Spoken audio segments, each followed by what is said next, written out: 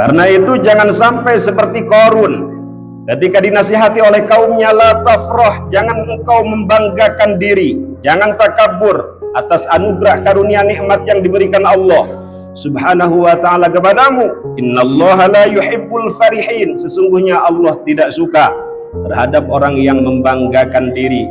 Tetapi apa jawaban Qarun? Qala innama utituhu ala ilmin indi, apa yang aku peroleh ini, apa yang aku dapat ini hasil ilmuku, hasil pengetahuanku. Karena takaburnya Qarun, ia dan seluruh hartanya dibenamkan ke dalam bumi. Fa khasafna bihi wa bidalil ardh. Allahu akbar, Allahu akbar, Allahu akbar. Allahu akbar, Allahu akbar, Allahu akbar. Allahu akbar, Allahu akbar, Allahu akbar. Allahu akbar walillahil hamd. Alhamdulillahi wahdah. Sadaqa wa'dah wa nasara 'abdah wa a'azza jundahu wa hazama al-ahzaba wahdah. Ashhadu an la ilaha illallah wahdahu la syarika lah. Wa ashhadu anna sayyidana Muhammadan abduhu wa rasuluhu la nabiyya wa rasula ba'dah.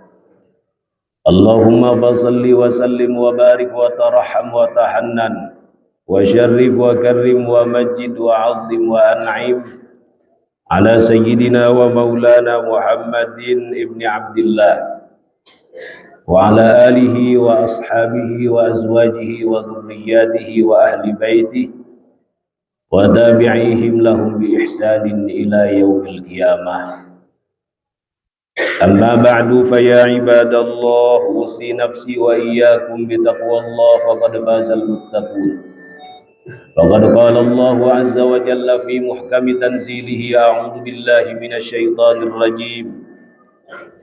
Wa litukabbirullaha ala ma hadakum wa la'allakum tashkurun. Wa qala aidan ma yaf'alu Allahu bi'adzabikum in syakartum wa amantum. Wa kana Allahu syakiran alima. Wa qala an-nabiy sallallahu alaihi wasallam, inna ashkaran nasi lillah ashkaruhum linnas, atau kama qala ar-rasul sallallahu alaihi wasallam. Hadirin sidang khutbah Idul Fitri 1446 Hijriah Masjid Jami Sukaraja yang dimuliakan Allah Subhanahu wa ta'ala, mengawali khutbah Idul Fitri dalam kesempatan yang mulia ini, khatib berwasiat kepada diri khatib dan juga kepada jamaah untuk senantiasa meningkatkan kualitas ketakwaan kita kepada Allah Subhanahu wa ta'ala dengan berupaya menjalankan segala perintahnya dan menjauhi segala larangannya. Karena tidak ada bekal terbaik, bekal utama, bekal istimewa untuk menghadap hadiratnya kelak selain daripada bekal takwa. Wa tazawwadu fa inna khairaz zadit taqwa wattaquni ya ulil albab. Hadirin sidang khutbah Idul Fitri yang dimuliakan Allah Subhanahu wa ta'ala, saat ini kita dan seluruh kaum muslimin di dunia merasakan kebahagiaan yang luar biasa, merasakan kegembiraan yang tiada tara, merayakan hari besar Islam Idul Fitri dengan tak henti-hentinya mengumandangkan kalimat tasbih subhanallah, tahmid alhamdulillah, tahlil la ilaha illallah, Muhammadur Rasulullah sallallahu alaihi wasallam, takbir Allahu akbar, sebagai bentuk rasa terima kasih, rasa syukur atas anugerah karunia nikmat yang diberikan Allah Subhanahu wa ta'ala kepada kita. Setelah sebelumnya Allah Subhanahu wa ta'ala menjelaskan tentang keutamaan bulan Ramadan, di mana di dalamnya diturunkan Al-Quran, syahrul Ramadan alladzi unzila fihi al-Quran hudan lin-nasi wa bayyinatin minal huda wal furqan. Allah menutup ayat ini dengan kalimat walitukabbirullaha ala ma hadakum wa la'allakum tashkurun. Dan hendaklah engkau mengagungkan Allah, membesarkan Allah, memperbanyak takbir kepadanya. Ala ma hadakum, atas petunjuk, hidayah, kebaikan yang telah Allah berikan kepada kalian. Karena kalau bukan sebab petunjuknya, hidayahnya, kebaikannya, tidak ada satu makhluk pun di dunia ini, bahkan di alam semesta ini, yang mampu melakukan kebaikan. Selama sebulan kita telah melaksanakan puasa Ramadan, qiyamul lail, tarawih, tilawah Al-Quran, tahajud, witir, dan beragam ketaatan. Semua itu tidak bisa kita lakukan kalau bukan karena hidayah, petunjuk, kebaikan yang Allah berikan kepada kita. Betapa banyak orang yang diberikan kesempatan untuk melakukan itu semua, tetapi Allah tidak gerakan hatinya untuk melakukan hal tersebut. Betapa banyak orang yang ketika dikumandangkan azan, padahal rumahnya dekat masjid, ia tidak mendatangi masjid tersebut untuk melaksanakan sholat berjamaah, karena tidak diberikan hidayah, kebaikan oleh Allah Subhanahu wa ta'ala. Tidak digerakkan hatinya untuk mendatangi perintah Allah Subhanahu wa ta'ala. Betapa banyak orang ketika diberikan kelebihan harta, tetapi ia egois, tidak peduli terhadap sekelilingnya, tidak peduli terhadap orang-orang yang membutuhkan, karena Allah tidak beri hidayah di dalam hatinya. Karena itu, walitukabbirullaha, hendaklah engkau agungkan Allah, besarkan Allah, akbarkan Allah, ala ma hadakum, atas hidayah, kebaikan, petunjuk yang telah Allah berikan kepada kalian, wala'allakum tashkurun, agar kalian menjadi hamba Allah yang selalu dan terus menerus berterima kasih, bersyukur kepadanya. Allahu akbar, Allahu akbar, Allahu akbar, walillahil hamd.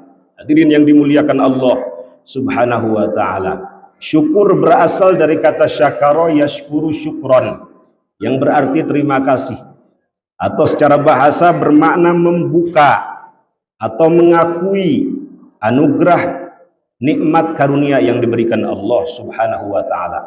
Antonimnya adalah kufur, berasal dari kata kafaro yakfuru kufron, yang berarti tidak berterima kasih, atau secara bahasa menutup, tidak mengakui nikmat, anugerah, karunia yang diberikan Allah Subhanahu wa ta'ala.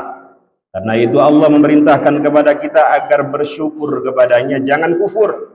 Washkuruli, bersyukurlah kepadaku, wala takfurun, jangan kalian kufur. Syukur yang ditujukan manusia kepada Allah Subhanahu wa ta'ala sesungguhnya bukan untuk Allah, tetapi untuk pelakunya, untuk manusia itu sendiri. Seandainya seluruh manusia yang ada di muka bumi ini, di dunia ini, bahkan seluruh makhluk yang ada di alam semesta ini bersyukur kepada Allah, menaati perintah-perintahnya, menjalankan apa-apa yang diperintahkannya, menjauhi larangannya, maka hal itu tidak menambah kemuliaan Allah Subhanahu wa ta'ala. Pun apabila seluruh makhluk yang ada di muka bumi ini, di alam semesta ini, tidak bersyukur kepadanya, membangkangnya, mendurhakainya, hal itu pun tidak mengurangi kemuliaan Allah Subhanahu wa ta'ala. Syukur dan kufur hanya akan kembali kepada pelakunya, kepada manusia itu sendiri. Wa may yashkur fa innama yashkuru li nafsih. Barang siapa yang selalu dan terus-menerus bersyukur, maka sesungguhnya ia bersyukur, berterima kasih untuk dirinya sendiri. Wa man kafara fa innallaha ghaniyyun hamid. Dan barang siapa yang kufur, maka sesungguhnya Allah Maha Kaya, Maha terpuji. Allahu akbar, Allahu akbar, Allahu akbar, walillahil hamd. Hadirin yang dimuliakan Allah Subhanahu wa ta'ala, para ulama membagi syukur ini secara umum ke dalam dua bagian. Pertama, syukur kepada Allah Subhanahu wa ta'ala. Yang kedua, syukur kepada manusia. Syukur kepada manusia atau berterima kasih kepada manusia sesungguhnya merupakan bentuk pengamalan bersyukur kepada Allah Subhanahu wa ta'ala. Bahkan Rasulullah Sallallahu alaihi wasallam mengatakan orang yang paling bersyukur kepada Allah Subhanahu wa ta'ala adalah orang yang paling banyak bersyukur, berterima kasih kepada manusia. Beliau bersabda, inna ashkaran nasi lillah ashkaruhum linnas. Sesungguhnya orang yang paling bersyukur kepada Allah Subhanahu wa ta'ala adalah orang yang paling banyak bersyukur, berterima kasih kepada manusia. Mengapa? Karena manusia ini makhluk sosial yang saling membutuhkan antara satu dengan yang lain. Kalau kita tidak bisa membalas kebaikan mereka dengan kebaikan yang berlebih atau setimpal, sepadan, minimal kita mendoakan mereka dengan doa-doa yang terbaik. Al-Imam Ma'ruf Al-Karhi mengatakan minimal kita mendoakan umat Rasulullah dengan satu doa, Allahumma arham ummata sayyidina Muhammad. Ya Allah, rahmati, kasihi, sayangi umat Rasulullah sallallahu alaihi wasallam. Dalam kesempatan lain beliau mengatakan, siapa yang membaca Allahumma arham ummata sayyidina Muhammad 10 kali setiap hari, dicatat ia sebagai waliullah al-abdal. Man qala Allahumma arham ummata sayyidina Muhammad 10 marrat fi kulli yaumin kutiba minal abdal. Hadirin sidang Idul Fitri yang dimuliakan Allah Subhanahu wa ta'ala. Mengapa kita diperintahkan oleh Allah Subhanahu wa ta'ala untuk bersyukur? Setidaknya ada 2 jawaban khatib ini menyampaikan dalam kesempatan yang mulia ini. Pertama, agar kita tidak merasa bahwa apa yang kita peroleh, kita dapat, kita kumpulkan semata-mata hasil jerih payah kita. Tidak, semuanya nikmat dari Allah Subhanahu wa ta'ala. Manusia ini tidak punya apa-apa, tidak memiliki apa-apa, bahkan kelak akan kembali dalam keadaan tidak membawa apa-apa. Keberadaan kita sendiri pun merupakan nikmat yang diberikan Allah, yang disebut oleh Al-Imam Ibnu Athaillah dengan nikmatul ijad. Kemudian Allah Subhanahu wa ta'ala memberikan kepada kita pertolongan, rezeki, petunjuk, kemudahan dan lain sebagainya yang disebut dengan nikmatul imdad. Karena itu jangan sampai seperti Qarun ketika dinasihati oleh kaumnya, la tafrah, jangan engkau membanggakan diri, jangan takabur atas anugerah karunia nikmat yang diberikan Allah Subhanahu wa ta'ala kepadamu. Innallaha la yuhibbul farihin, sesungguhnya Allah tidak suka terhadap orang yang membanggakan diri. Tetapi apa jawaban Qarun? Qala innama utituhu ala ilmin indi. Apa yang aku peroleh ini, apa yang aku dapat ini, hasil ilmuku, hasil pengetahuanku. Karena takaburnya Qarun, ia dan seluruh hartanya dibenamkan ke dalam bumi. Fa khasafna bihi wa bidalihil ard. Seandainya Qarun seperti Nabiullah Sulaiman alaihi salatu wassalam, di mana beliau memiliki murid yang bisa mengangkat singgasana Balkis ke hadapannya, tetapi beliau tidak menjawab, ini muridku, ini hasil jerih payahku, ini ilmuku. Tidak. Beliau mengatakan, hadza min fadli rabbi. Beliau kembalikan kepada Allah, ini merupakan fadl, merupakan anugerah karunia yang diberikan Allah Subhanahu wa ta'ala kepadaku. Yang pertama. Yang kedua, kenapa kita diperintahkan bersyukur? Agar tidak takabur. Di antara penawar takabur adalah syukur. Takabur merupakan sifat yang berasal lebih baik daripada orang lain. Apa yang mau kita besarkan di hadapan Allah, di hadapan makhluk-makhluk Allah? Kita ini kecil, kita ini kerdil. Mari kita berpikir sejenak. Kita sekarang berada di Masjid Jami Sukaraja. Masjid Jami Sukaraja ini bagian daripada Desa Jatisari. Desa Jatisari ini bagian dari Kecamatan Karangpawitan. Karangpawitan ini bagian dari Kabupaten Garut. Kabupaten Garut salah satu kabupaten dari Jawa Barat. Jawa Barat merupakan salah satu provinsi dari 38 provinsi di Indonesia. Indonesia bagian daripada Asia Tenggara. Asia Tenggara bagian daripada benua Asia. Di dunia ini, di muka bumi ini setidaknya ada 6 benua. 1 Afrika, 2 Eropa, 3 Amerika, 4 Australia, 5 Antartika, 6 Asia. Di Asia ada Asia Tenggara. Di Asia Tenggara ada Indonesia. Di Indonesia ada Jawa Barat. Di Jawa Barat ada Garut. Di Garut ada Karangpawitan. Di Karangpawitan ada Jatisari. Di Jatisari ada Masjid Jami Sukaraja dan ada kita di dalamnya. Ketika ditanyakan hal ini kepada ahli perbintangan, ahli astronomi, di mana atau sebesar apa bumi yang di dalamnya ada 6 benua ketika digambar di peta alam semesta, mereka menjawab tidak terlihat sama sekali. Ya setitik itulah bumi di tengah-tengah peta alam semesta. Ada makhluk Allah, kata mereka, yang 2 kali lipat besarnya daripada bumi. Ada makhluk Allah yang besarnya 3 kali lipat daripada bumi, 4 kali lipat, 5 kali lipat, 10 kali lipat, bahkan beribu-ribu, beratus-ratus ribu, berjuta-juta, bermiliar-miliar kali lipat makhluk Allah Subhanahu wa ta'ala yang besarnya daripada bumi. Lalu apa yang mau kita besarkan di hadapan Allah, di hadapan makhluk-makhluk Allah? Kita ini kecil, kita ini kerdil. Karena itu sedari malam sampai pagi ini kita terus mengumandangkan takbir Allahu Akbar, tanda bahwa kita ini kecil, yang besar hanya Allah Subhanahu wa ta'ala. Karena itu tidak layak bagi seorang makhluk ada di dalamnya sifat takabur. Yang sedikit saja menepi dalam hati, haram bagi pelakunya masuk ke dalam surga. La yadkhulul jannah man kana fi qalbihi mithqalu dzarratin min kibrin. Seharusnya kita meniru Rasulullah sallallahu alaihi wasallam. Beliau orang paling bertakwa, paling istimewa, paling takut kepada Allah. Dosa-dosa yang lalu dan yang akan datang sudah diampuni.